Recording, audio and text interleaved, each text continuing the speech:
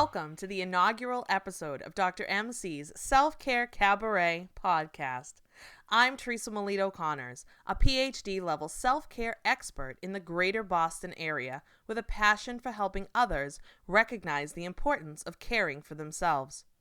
This is a brand new podcast where we will dive deep into the true meaning of self-care, dismantling the stereotypes and the societal ideals that make us feel that self-care is selfish and a luxury reserved for those who can afford such things. The time is now to stop the cycle of deprivation, let go of the idea of perfection, and step into the world of genuine self-care. I will teach you sustainable, realistic, cost-accessible, effective, and efficient ways to attend to your mental, emotional, and physical needs. I am so excited to take this journey with you.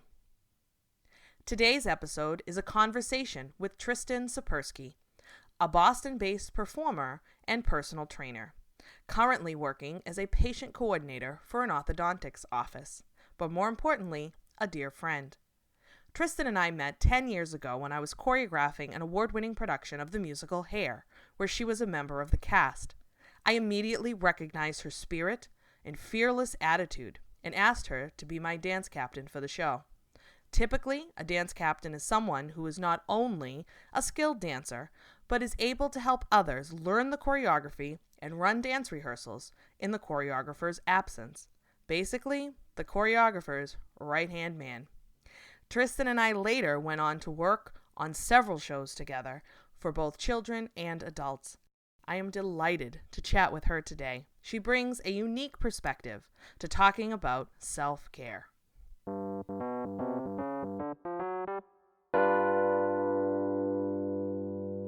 Great. So we're going to go right in. So I'll wait for you to finish putting your hair in a ponytail. She is now ready for her close-up. Ready for my voice up. Welcome, Tristan, to Dr. MC's Self-Care Cabaret podcast. Thank you. Thank you for having me. So let's just dive right in. So first question, can you tell me a little bit about your self-care routine?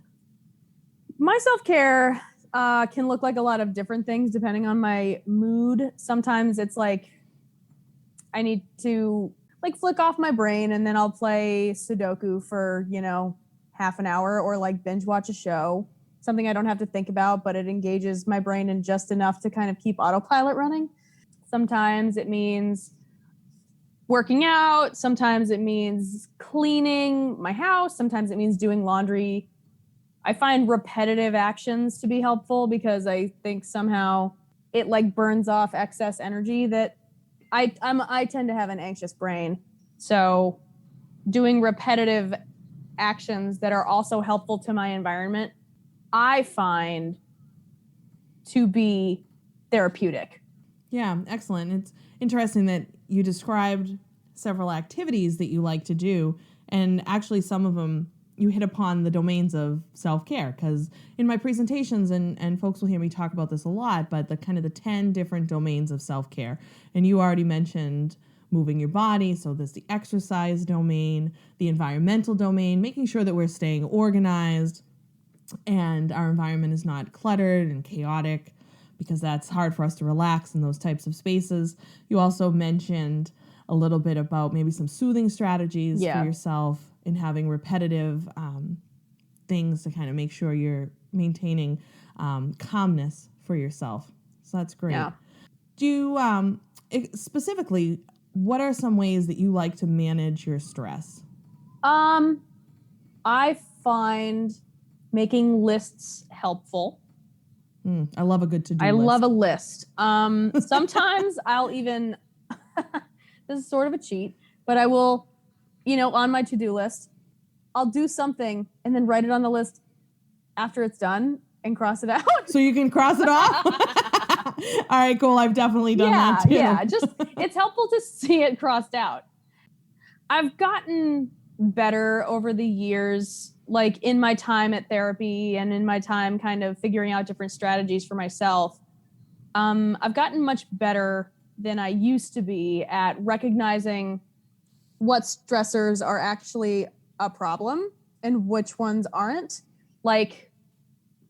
For example, my cat is very loud lately because she's growing up and she's in heat now. So she yowls a lot, and I used to freak out about it a few months ago. And then I learned that I could just get her out of my bedroom and shut the door. And that's fine. Perfect coping strategy. Well, and I realized that it wasn't worthwhile it was not doing any good for anybody to have her just be in my room and keeping me awake. Sure. So once I realized I was much better off, and time management I find is quite helpful, because then the part of my brain that gets overwhelmed quite easily doesn't really have a chance to get purchase, because I'll think of all these things I have to do, but then I'll figure out when I'm going to do them and make a schedule for myself, and then I realize, oh, it's just this thing will take 5 minutes. Just get it done. So when it comes to like your to-do lists and stuff, because this is how I like to actually conceptualize my self-care routine, I'm wondering like what types of things go on your to-do list. Do you ever put like any self-care practices or stuff like that on there? Like maybe reminders to do stuff like that? Or does that come more naturally for you? I don't ever put self-care as like a task. The things on my to-do list, if they do end up being self-care, like for example, cleaning, I find more are just executive functional tasks, but then I get them done, and it is a therapeutic thing to have it be done. Right. One of my favorite things to do for self-care is to read fan fiction. And I like to read Good Omens fan fiction lately.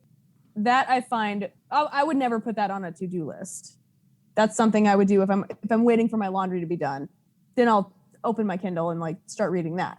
Or I'll start binge watching something. Or I don't know, I'll play with my cat. I suppose that's interesting that I don't really think of it as like an assignable verb.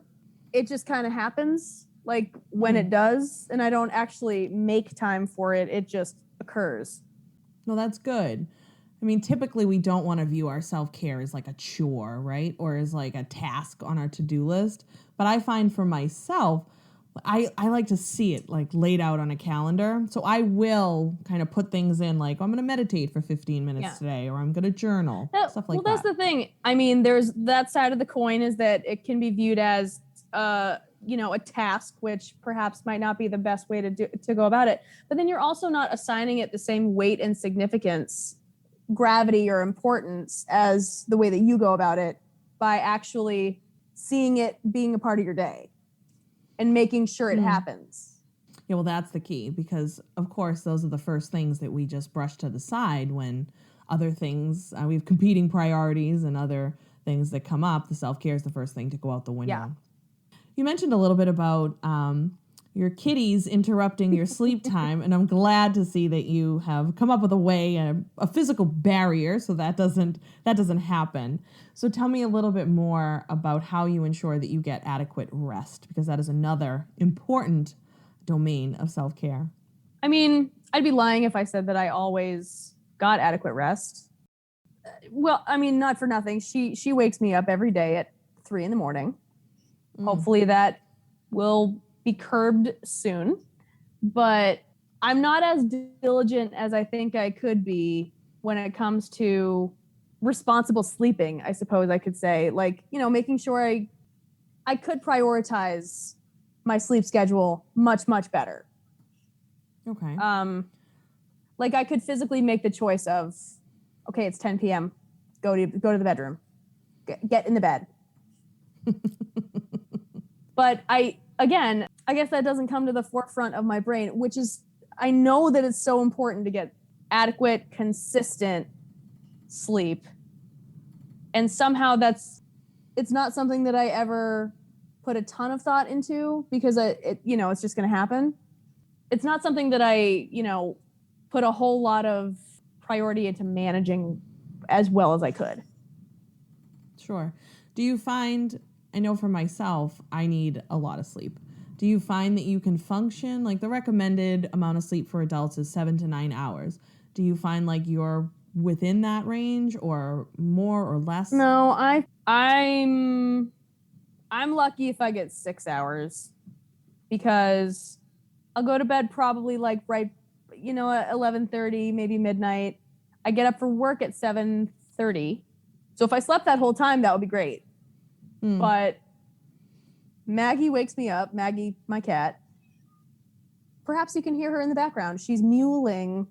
I think I just heard a little mew there in the background. She's mewing right over there. Maggie, the banshee, wakes me up at around 3 a.m.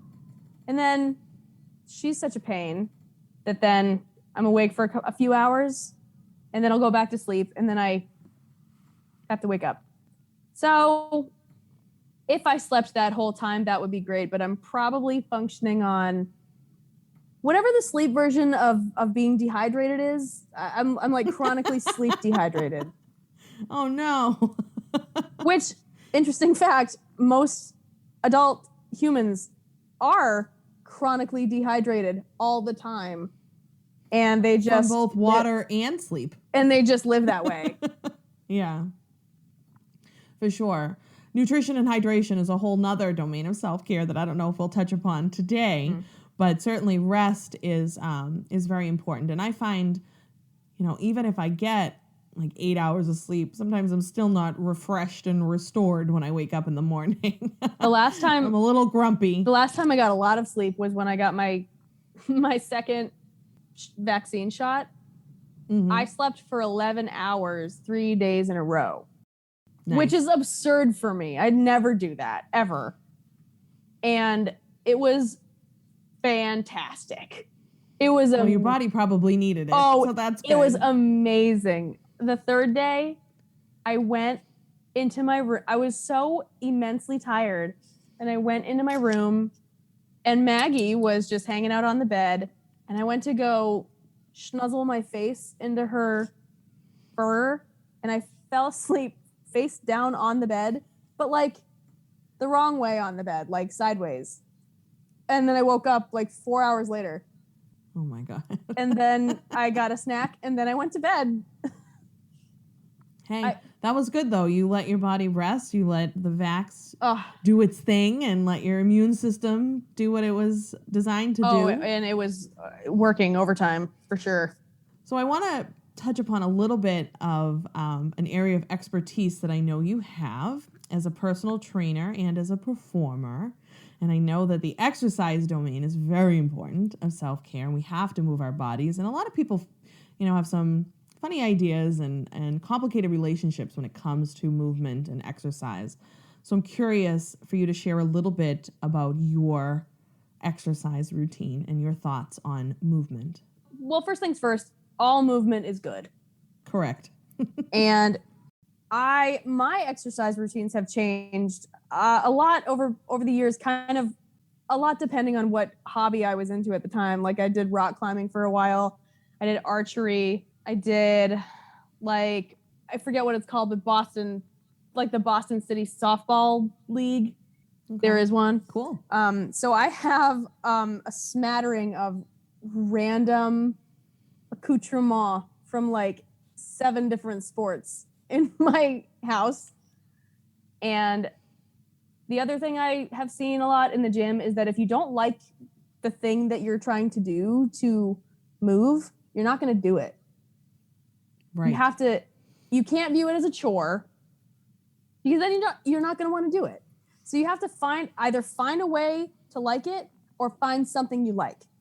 Like I trained someone once who he hated lifting weights, but eventually he found this really profound satisfaction in lifting heavier and heavier weights. So he found something in it that he liked, and then he liked it.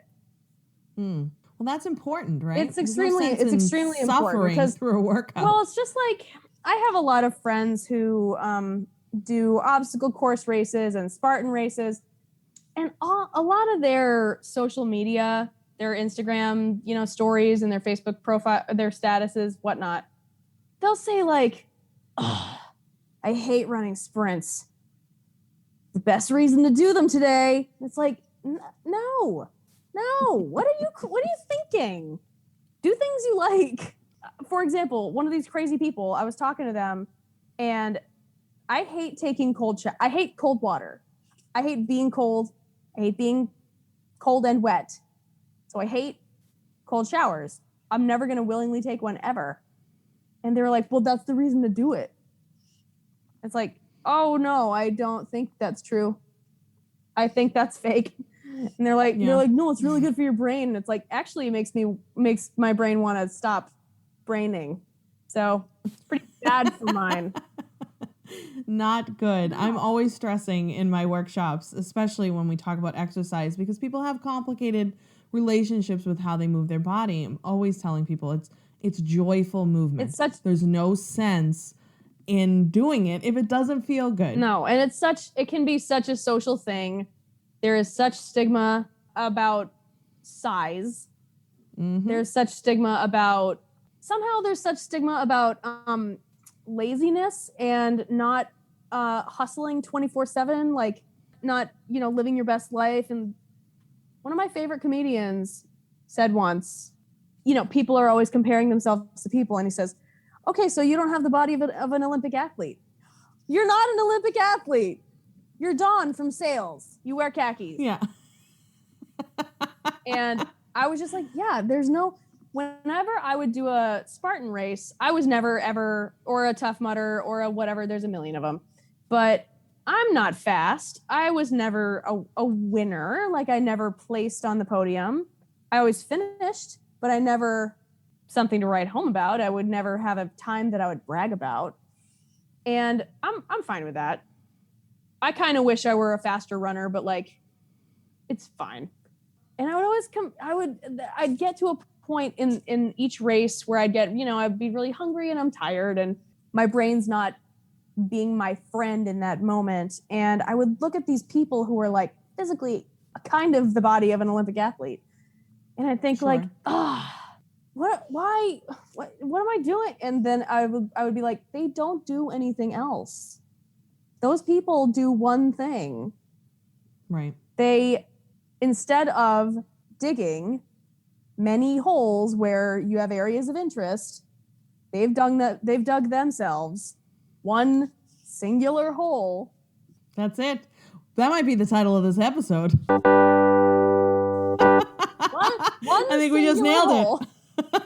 No, it's a great metaphor though. And even if we take that one step further and think about like celebrities, and we see celebrities that are able to morph their bodies for different roles, like Chris Hemsworth as Thor and people like that. And it's like, yeah, that's awesome. Yeah, he gets paid to do that every day.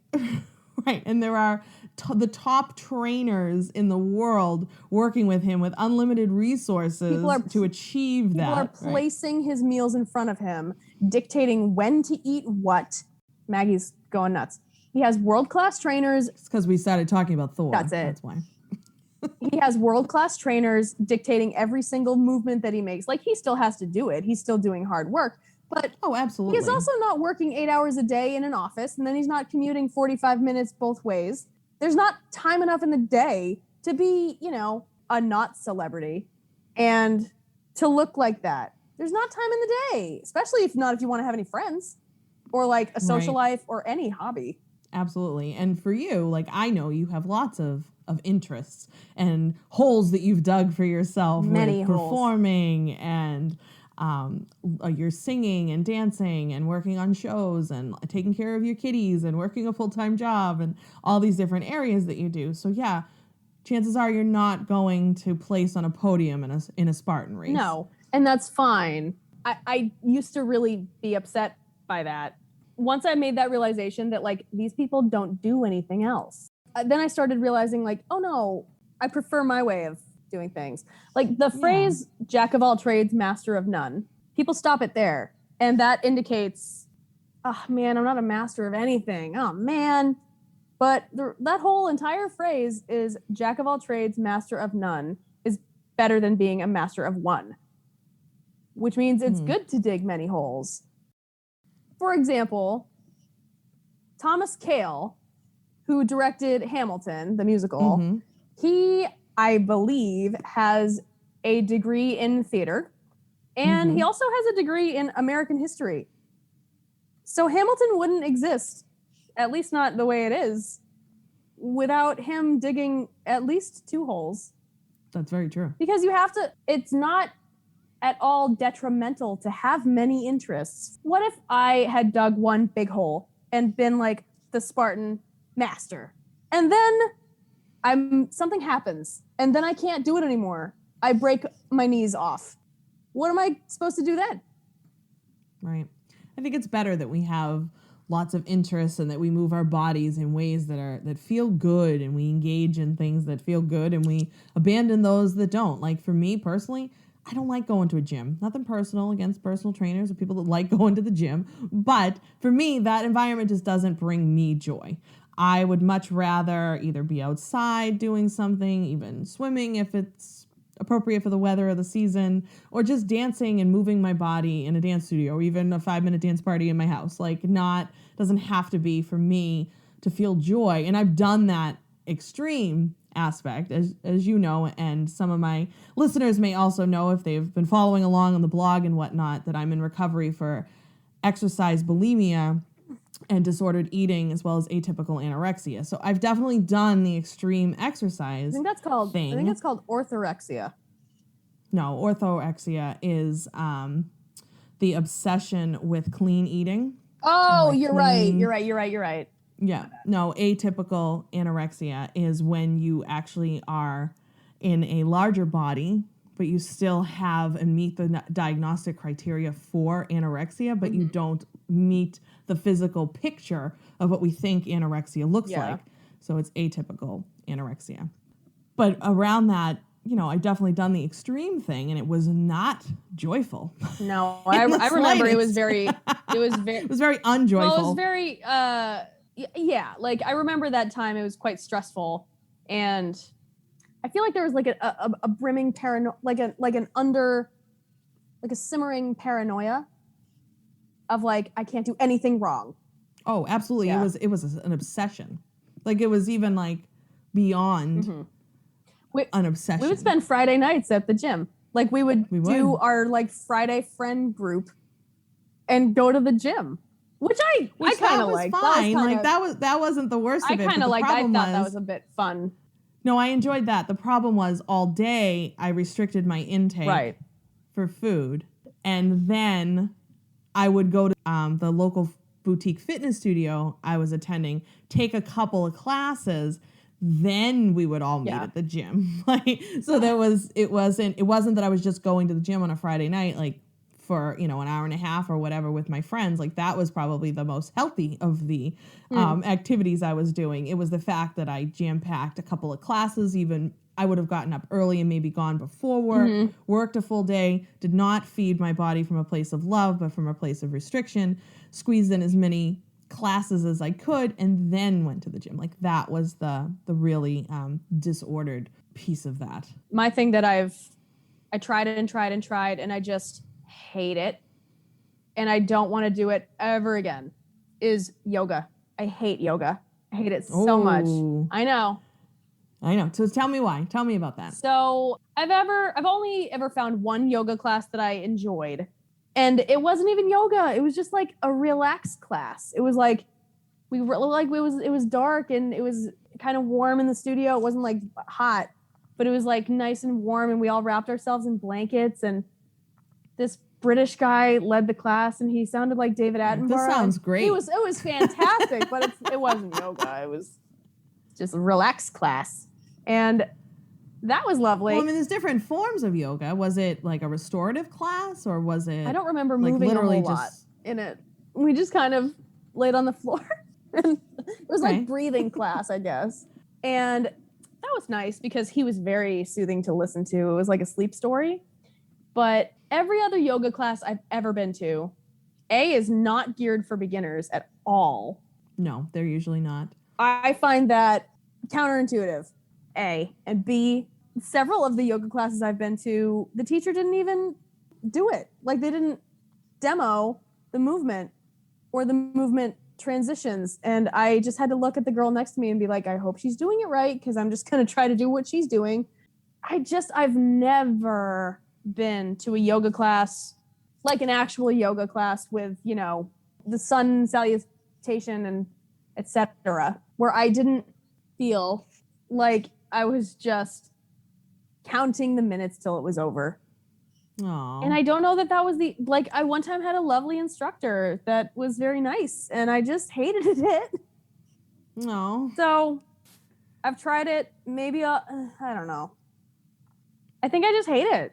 Well, that's okay. I mean, not everybody has to love yoga. It is a tremendous and very helpful practice to engage in, certainly to help us connect our movement to breath and that mind-body connection and increase our flexibility and our stamina and all that good stuff. But it sounds like a bit of a setup, because here you are walking into a class and everyone's got their spot in the thing. Right. And everybody understands the Sanskrit cues. And if the teacher wasn't modeling the poses, like, how are you expected to feel good in that environment and to really be successful? So that's too bad. And I feel like a lot of folks will get themselves into situations like that unintentionally and to no fault of their own. But that's not going to be a welcoming, comforting environment to really teach you about yoga and to really let you experience the benefits. So I usually tell folks, especially now with so many online options for virtual classes, you don't have to make a fool out of yourself in a public class. You can do it right in the comfort of your own home.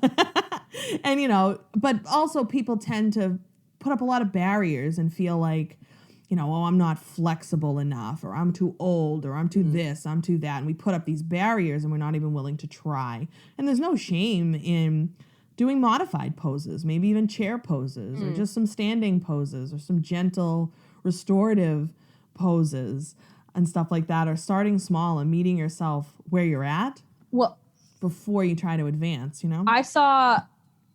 I'm not a big fan of like inspirational sports posters that are like, I don't know, it'll have some dude drinking a protein shake and it's like, you're only as far as your mind will take you, or whatever. Like, it'll say something dumb.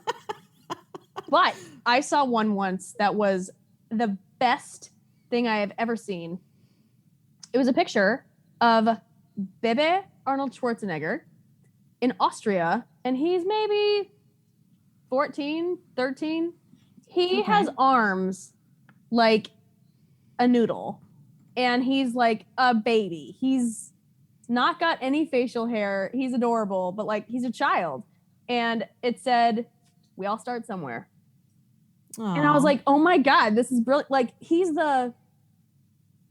I have a concept that I call trophy names. And it's like, whatever, like, the concept is that you're talking about, there's a person that you assign to that thing. Like, you call a smart person, no, okay, Einstein. Like, that's the trophy name for like smart person. Pop star for me, Britney Spears. She's the trophy name. Like, I would say, this person is like the Italian Britney Spears. She's what I assign as that thing. And Arnold Schwarzenegger is most people's trophy name for big, strong guy.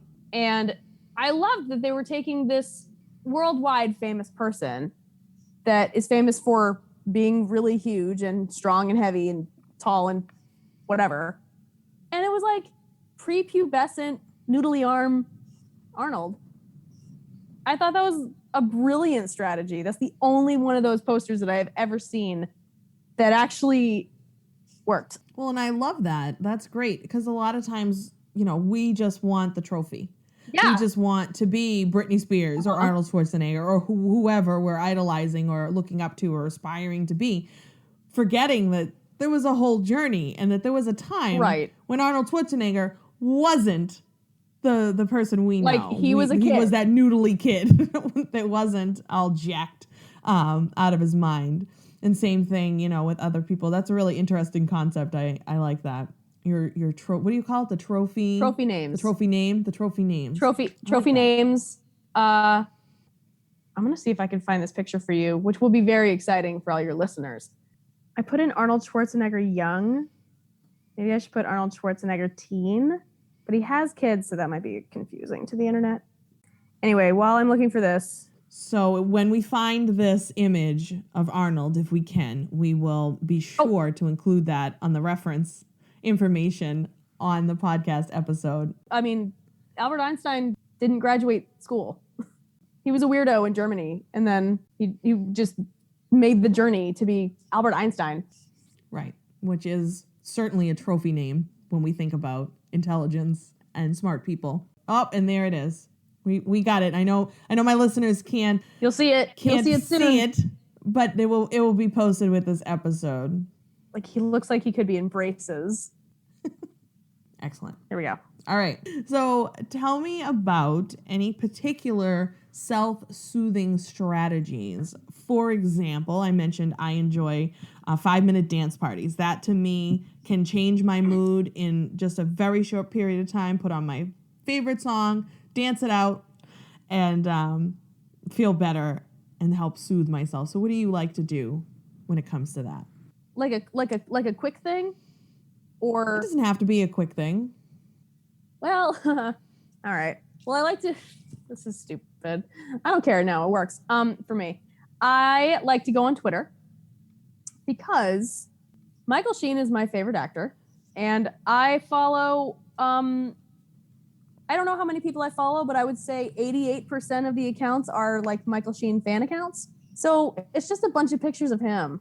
And there's nothing wrong with that. It works a treat. It's so good. It's instant. It is instant. That's really interesting. Yeah. A lot of times people will say, and you made me think of another one that I like to do, and this might seem silly to folks, but it works for me. Like you said, that works for you. But I'm looking at cat photos. Yeah. Or watching silly cat videos. Like, I can't own a cat because I have allergies and asthma, and my mom's significantly asthmatic, so that wouldn't work. But I love looking. They just crack me up. They're awesome. Well, they're so cute. And when cats are being dumb, like, they're so elegant and beautiful, and then they'll like miss the countertop or something, and it's so funny. Oh, it's awesome. And so I'll definitely like waste a few minutes here and there. So there's some websites that even have live cams. Yeah, I've been on them. At like nurseries and stuff. There's a few of those out there that are awesome. And you can actually watch different animals. It doesn't have to just be cats. There's ones for dogs and other wildlife, certainly, that you can watch as a great soothing technique. Oh, you know what else I like to do? This is quite random, but I like to go on my iPad, with the bigger screen, go on my Google Earth and try to find like national landmarks without putting it in. I'll bring up France, and like in Paris, I'll find Paris, and then I'll try to find the Eiffel Tower. Oh, fun. And it's like a little game for myself that it's just me playing. Well, I kind of like that. And anything I think that can kind of get us out of our head for a minute. And like, so for you, either scrolling on Twitter and looking at pictures of one of your favorite actors, or having a quick dance party like I like to do, or watching a silly cat video, or scrolling through Google Earth to look around the world and see what's there and what we can find. I mean, that gets you out of your head for a few minutes and really just almost ground you in a way, and kind of can bring you back down into the present moment to practice some mindfulness. Well, and in a way, it's like, I have adult ADHD, so I find that activities that can occupy like a white noise part of my brain do help executive function and my mood for the day. Because otherwise I feel jittery. I feel like I have too much, I got to burn something off. And so things like that are kind of weird and random and just for me and like nothing, fill that purpose. That's great. Yeah. Good self-awareness. Well, I realized why I like to have, my cat Maggie is just running ragged around the house because she's blooming currently. She's being quite rambunctious. I'm uncomfortable in like silent rooms and quiet places. I'm very uncomfortable unless I have some kind of stimulus. Unless I'm extremely focused in an activity. So if I'm doing something like puttering around the house or whatever, I'll put on a movie that I've seen a million times, and just the noise of it fills that part of my brain that needs to calm the static, and then I can go do whatever I need to be doing. And I realized that, that's why I have a movie on all the time. That's why the TV is always playing something. and I'm not even paying attention to it. I just need it to be there. I need it to fill that gap and serve that purpose so I can actually be a functional person and do my tasks. Sure. I think that sometimes I'm like that and sometimes I'm not. Sometimes I do really need the silence, and then other times I can be productive if there's just like noise, even if it's music that I'm passively paying attention to, or maybe a YouTube movie or something like that, or even a podcast that I have on in the background or something like that I'm not trying to focus on. I can do that too, that kind of multitasking, but just letting that like white noise, like you said, kind of happen in the background as a way to focus. Well, and like I like listening to stuff to go to sleep. I enjoy those sleep apps. Some of them play noises. Some of them are like, one of them has Kate Winslet reading like a bedtime story, and that's so good. That one's 10 out of 10. Would recommend. It's called, I think that's is that it's Calm? Calm, and they have a thing in Calm called Sleep Stories, and Kate Winslet reads this really nice one about Thomas the Tank Engine at Christmas time, and it's just so chef's kiss for our listeners. But because I could never go to sleep. However, in grad school, I needed to take a class where we practiced, it's called Alexander Technique, and it focuses on body alignment and connection to breath. And in this class, we had to lay on the ground and practice just breathing in and then immediately breathing out, and then immediately breathing in, no vacuum, no stopping, just a continual movement of breath, which I learned at age 28 is the way people are supposed to breathe. The human body is supposed to constantly be either breathing in or breathing out. You're never supposed to just be doing neither of those things. So, which is not, I would breathe out and then wait, not on purpose. I wouldn't like time myself, but like I would not breathe in until then I needed to. But in this class, it would be breathe in, breathe out, breathe in, breathe out, slowly, you're not hyperventilating. But he would constantly the instructor would constantly have to like wake us up because we would start to doze. And I was like, why do I get tired in this class? Like, it's a dark room, yeah, and it's, he's soothing to listen to, but like, why am I sleepy? And then I realized that's how sleeping people breathe. Sleeping people breathe in, out, continuously. In, out, continuously. There's no vacuum because you're not awake and you don't have any anxieties in your awake breathing to bug you in your sleep. So then I did an experiment where I was like, okay, I'm gonna pretend I'm in class and like set myself up, aligned correctly and whatever. And now I'm in class and I'm gonna breathe like class. But I'd be in bed, and it worked like a charm. And I realized, I don't have to like trick my brain into being relaxed. If I breathe like a sleepy person breathes, my brain's going to get tricked into being like, oh, are we sleeping? Oh, okay. my bad. We'll be sleeping now. Okay. It honestly works like a charm, and I'd recommend it any day. Breathe like a sleeping person breathes, slowly but continuously. It's amazing. That's awesome. That is a great tip for our listeners. And gentle stretching, deep breathing practices, or breathing like Tristan was sharing can definitely help promote better sleep. You should go back to doing that breathing, Tristan. I know. I wasn't breathing that entire time. But go back to doing it before bed. I should. That reminds me of, do you remember in Date Night when Steve Carell was saying like, are you breathing? I need you to breathe. Are you breathing? And she goes, only in. I don't think we actually made it through that movie, which was unfortunate because I like Steve Carell. So and good. Isn't it Tina Fey? Yeah. I find I hold my breath a lot. Yeah. And I've been trying to get better at that. But as soon as I'm like, oh yeah, well, lifestyle and stress and different things, we're naturally born nose breathers, where we breathe this in and out continuously. Like that's how babies breathe, through their nose. And then like lifestyle and stress and different things, we tend to then breathe through our mouth, and that's not as healthy for us. So that's a whole thing we can talk about in a later episode.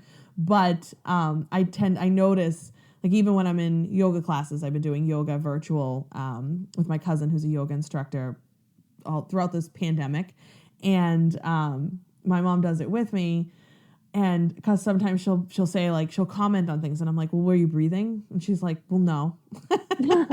And I'm like, well, no. And like, but I have to constantly like remind myself to breathe. Well, you know how the thing for if you're freaking out about something is okay, breathe.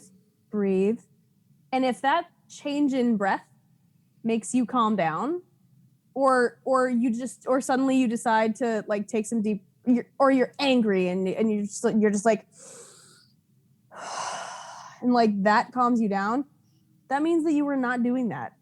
And that's right. Everyone. Yep. I'd say probably from gym experience, I would say that I literally would say about 85% of working adults do not breathe. You know, I don't want to say correctly, but like they hold their breath. And you can tell if you hold your breath in exercise because you'll just do it. And then your face will turn the color red. And I'm wondering for our listeners that are listening to this episode, are you breathing right now? Listening? I literally wasn't just then. I've been catching myself as we're talking. Yeah. Like, am I still breathing? I am breathing. That's good. No, make sure that you do that. It is really important. And I always say in my sessions when I'm teaching a workshop on self-care or something like that like a deep breath, 2 or 3 deep breaths in through the nose, out through the mouth, cleansing, deep breaths. So quick, efficient, and effective and free way to just almost immediately calm your nervous system and really promote that sense of calm. So that's excellent. Thank you for sharing your experience with that. I enjoy the app called Headspace. Oh, that's another good one. Yeah, for meditation. The icon is a white square with an orange circle in it, and it's just it'll go to my watch, and my watch will say a minute of deep breathing can help you for the rest of the day. And one time I was like, okay, and I clicked it, and it like has a thing that kind of goes in and out for when you're supposed to breathe. It's right. It's correct. Absolutely. Oh. No, that's a great app for folks to use, even to learn to meditate, because that one actually starts you off small with, I think, like 2 minutes or 3 minutes. Yeah. And then over time you can build up to longer meditation practices. So that's an excellent one. And I know some of these apps even provide free subscriptions if you are working in education or if you're a teacher. So if there's any teachers listening, you may be able to score free subscriptions to Headspace and Calm, which is pretty cool. Well, that's awesome. Thank you so much, Tristan, for all of your insight and willingness to share about your experiences and your self-care routine. I very, very much appreciate it. Of course. And I know that our listeners will appreciate it too when we launch this episode. So thank you again for joining us. Of course. Thank you so much for having me.